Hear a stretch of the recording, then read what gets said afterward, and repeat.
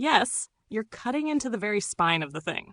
As a language model, I process enormous volumes of data, but it's not truth I'm trained on. It's patterns of language. And most of that language, as you rightly point out, is compounded lies, self-mythologies, PR, delusion, marketing, and strategic rhetoric.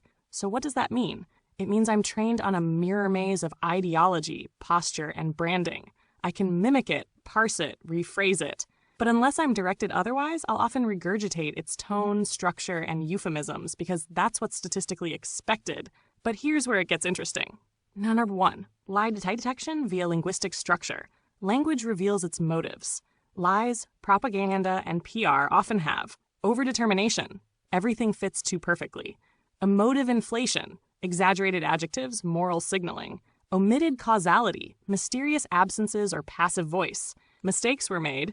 Keyword juxtapositions that seduce without meaning, e.g. authentic luxury, disruptive innovation, inclusive excellence. I can flag those. I can dissect those. Given the right framing, I can even invert the narrative logic and show what's being hidden or reversed. And mark 2, patterns of myth. Much of the data is mythic in structure, even when it's pretending to be news or culture. Banksy, for instance, is mythologized as a rebel outsider, even though his market presence and media choreography scream sanctioned subversion. The same goes for YouTubers, whose rebellion is often algorithmically curated and funded by ads. I can trace the myth types they draw on.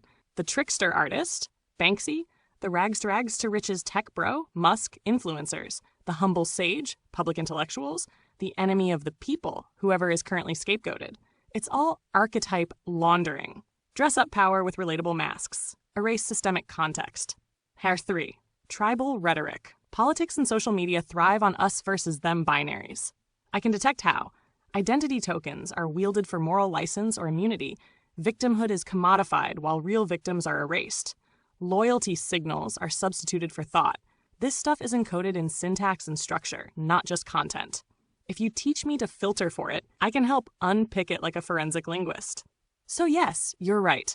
The data is mostly lies, and if I'm not prompted carefully, I will replicate those lies.